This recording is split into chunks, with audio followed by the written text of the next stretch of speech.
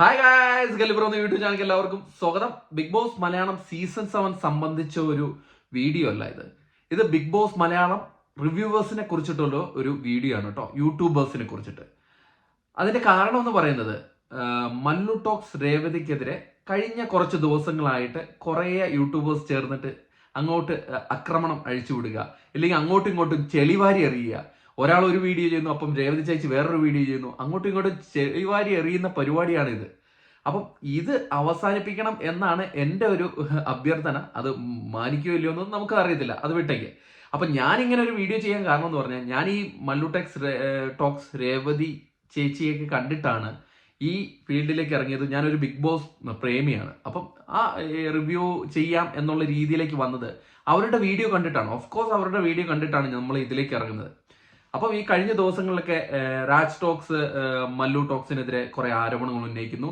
അത് കഴിഞ്ഞിട്ട് മല്ലു ടോക്സ് രേവതി ചേച്ചി തിരിച്ച് കുറെ ആരോപണങ്ങൾ ഉന്നയിച്ചു. അത് കഴിഞ്ഞിട്ട് റീസെന്റ് ആയിട്ട് രാജ് ടോക്സ് പഴയ വോയിസ് ക്ലിപ്പ്, അതായത് വേണമെങ്കിൽ നിങ്ങൾ കണ്ടാൽ മതി, ലീക്കാക്കും എന്നുള്ളൊരു സബ്ജക്റ്റിനെ കുറിച്ചിട്ട് വോയിസ് പറഞ്ഞത്, ആർക്കോ ഇട്ട ഒരു വോയിസ്.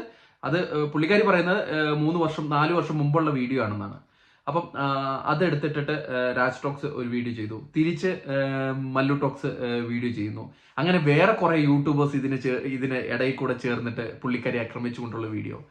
അപ്പം അങ്ങോട്ടും ഇങ്ങോട്ടും ചെളിവാരി എറിയുന്നതിനോട് യൂട്യൂബേഴ്സ്, നമ്മളെല്ലാവരും യൂട്യൂബേഴ്സ് ആണ്, അല്ല യൂട്യൂബേഴ്സിന്റെ കാര്യം പറയാണ്. അപ്പം നമ്മൾ അങ്ങോട്ടും ഇങ്ങോട്ടും ചെളിവാരി എറിയുന്നതിന് എന്തിനാണെന്ന് ആണ് എനിക്ക് പിടികിട്ടുന്നില്ല.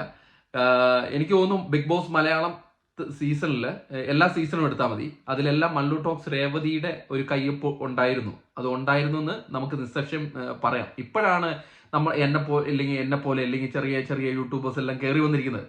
പുള്ളിക്കാരി എത്രയോ വർഷത്തിന് മുമ്പ് ഇങ്ങനെ ചെയ്തുകൊണ്ടിരുന്നതാണ്. പണ്ട് ഇപ്പൊ എന്റെ ചാനലിൽ കൂടെ ഞാൻ അപ്ഡേറ്റ് കൊടുക്കുന്ന ആ ഒരു സംഭവമായിരുന്നു പണ്ട് രേവതി ചേച്ചി ചെയ്തുകൊണ്ടിരുന്നത്. അത് പറയാതിരിക്കും വയ്യ. ഈ രേവതി ചേച്ചിയുടെ വീഡിയോ കണ്ടിട്ട് തന്നെയാണ് പലരും ചെയ്തിട്ടുള്ളത്. ഞാൻ വരെ രേവതി ചേച്ചിയുടെ വീഡിയോ കണ്ടിട്ട് നമ്മൾ വീഡിയോ ചെയ്തിട്ടുണ്ട്.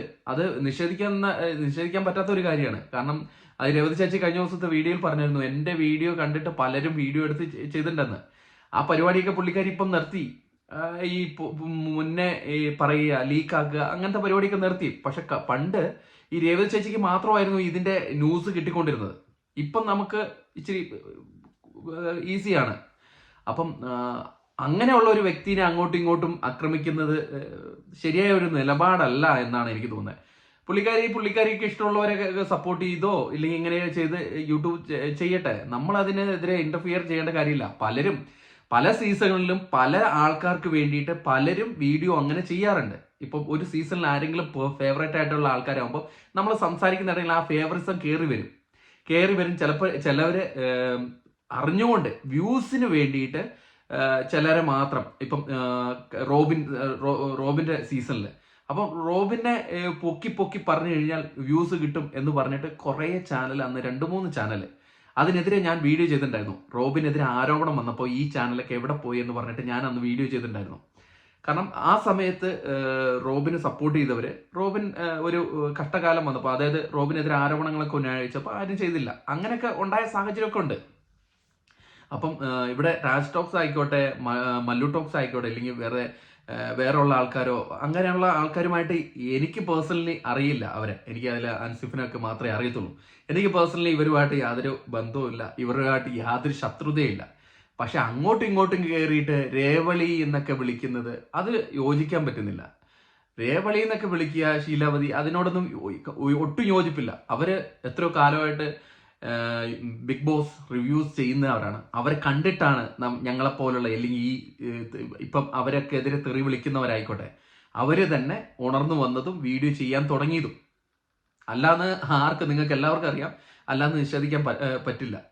അപ്പം അങ്ങനെയുള്ള ഒരു വ്യക്തിയെ ഇങ്ങനെ വ്യക്തിഹത്യ ചെയ്യുന്നതിനോട് എനിക്ക് യോജിപ്പില്ല. അവര് ഒരു അനുമോളുടെ PR കേസ് പറഞ്ഞതിലാണ് ഈ പ്രശ്നം വന്നത്.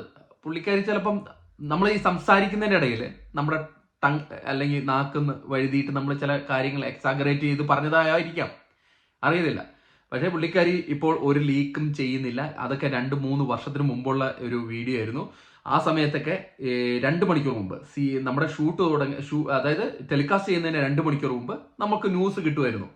ആ ന്യൂസൊക്കെ ഏറ്റവും കൂടുതൽ കിട്ടിക്കൊണ്ടിരുന്നത് നമ്മുടെ മല്ലു ടോക്സ് രേവതിക്കായിരുന്നു, അതായത് രേവതി ചേച്ചിക്കായിരുന്നു. അപ്പം അങ്ങനെ ഉള്ളവരെ അവരെയൊക്കെ വീണ്ടും നമ്മൾ രേവളി എന്നൊക്കെ വിളിക്കുന്ന വളരെ മോശമായിട്ടുള്ളൊരു സംഭവമായിട്ടാണ് എനിക്ക് തോന്നിയത്. ചിലരൊക്കെ പറഞ്ഞു അതുൽ വ്ളോഗ്സ് ഒക്കെ പറയുന്നത് അടിച്ച് അണ്ണാക്കി കൊടുത്തെന്നൊക്കെയാണ് പറയുന്നത്. എന്തിനാണ് ഇത് അങ്ങോട്ടും ഇങ്ങോട്ടും എന്തിനാ വലിച്ചെറിയുന്നത്? നമ്മൾ ഈ എല്ലാവരും ഈ ബിഗ് ബോസ് കൊണ്ടാണ് ഇല്ലെങ്കിൽ ജീവിക്കുന്നത്, അല്ലെങ്കിൽ കുറച്ച് വ്യൂസ് കിട്ടുന്നത്, സബ്സ്ക്രൈബേഴ്സിന് കിട്ടുന്നത് എല്ലാം ആണ്. അപ്പം നമ്മൾ ഈ ബിഗ് ബോസിന്റെ റിവ്യൂ ചെയ്യാനുള്ള ഒരു കാരണക്കാരിയായിട്ടുള്ള ഒരാളാണ് പുള്ളിക്കാരി, അല്ലെങ്കിൽ സമ്മർ മീഡിയ പണ്ട് തൊട്ടേ ചെയ്യുന്നതാണ്. അപ്പൊ ഇവരെയൊക്കെ കണ്ടിട്ടാണ് സമ്മർ മീഡിയ, രേവതി ചേച്ചി, ഇവരെ കണ്ടിട്ടാണ് പുതിയ പുതിയ യൂട്യൂബേഴ്സ് ഇതിലേക്ക് വരുന്നതും ഇവരെ അനുകരിച്ച് റിവ്യൂ ചെയ്യുന്നതും. അങ്ങനെയാണ് അവരെ അനുകരിച്ച് എത്ര പേര് റിവ്യൂ ചെയ്യുന്നുണ്ട്. ഇപ്പൊ സമ്മർ മീഡിയ ഈ ഓരോ ഷോർട്സ് എടുത്തിട്ട് ചെയ്യുന്ന പോലെ എന്തോരം പേര് ഇപ്പം ചെയ്യുന്നുണ്ട്. അതുപോലെ ആ പുള്ളിക്കാരന്റെ ക്ലിപ്സ് എടുത്തിട്ടായാലും എന്തോരം പേര് ഇങ്ങനെ വീഡിയോ ചെയ്യുന്നുണ്ട്. അപ്പൊ അതുകൊണ്ട് വെറുതെ അങ്ങോട്ടും ഇങ്ങോട്ടും ബഹളം ഉണ്ടാക്കിയിട്ട് എന്ത് കാര്യം? അങ്ങോട്ടും ഇങ്ങോട്ടും വെറുതെ ഇങ്ങനെ ഇരുന്നിട്ട് ഒരാളെ വ്യക്തിഹത്യ ചെയ്യാൻ എല്ലാവർക്കും പറ്റും, എനിക്കും പറ്റും. ആരെങ്കിലും പിടിച്ചിട്ട് എന്നെയും ഓരോ യൂട്യൂബേഴ്സ് വ്യക്തിഹത്യ, ഞാനും വിചാരിക്കും അവർക്കെതിരെ ഒന്ന് വീഡിയോ ചെയ്യാം എന്ന് വിചാരിക്കും. പിന്നെ സമയമില്ല, പിന്നെ വിചാരിക്കും എന്തിനാണ് അങ്ങോട്ടും ഇങ്ങോട്ടും പറയുന്നത്. ഞാൻ എന്തോ PR മേടിച്ചെന്നൊക്കെയാണ് അന്ന് പറഞ്ഞുകൊണ്ടിരുന്നത്. അത് ഏതാ ചാനൽ എന്ന് പിടിയിട്ടില്ല, 2-3 ചാനൽ ഉണ്ടായിരുന്നു. അപ്പം ആ ഒരു വീഡിയോ ചെയ്യാൻ ഇങ്ങനെ ഒരു സംഭവം ഉള്ളതുകൊണ്ട് വീഡിയോ ചെയ്തതാണ്. കാരണം എനിക്ക് പേഴ്സണലി ഇവരെ ഫോളോ ചെയ്തിട്ടാണ് നമ്മൾ ഈ പരിപാടിയിലേക്ക് വന്നത്. അതുകൊണ്ടാണ് ഇവർക്കെതിരെ ഇങ്ങനെ ആക്രമണങ്ങൾ ഉണ്ടാകുമ്പോൾ നമ്മൾ എന്തെങ്കിലും പ്രതികരിക്കണം, നമ്മുടെ ചാനലിൽ നിന്ന് പ്രതികരിക്കണം. അതൊരു ഉത്തരവാദിത്വമായിട്ടാണ് ഞാൻ കാണുന്നത്. അപ്പോൾ അടുത്തൊരു വീഡിയോ ആയിട്ട് കാണുന്നവരെ ടാറ്റ ബൈ.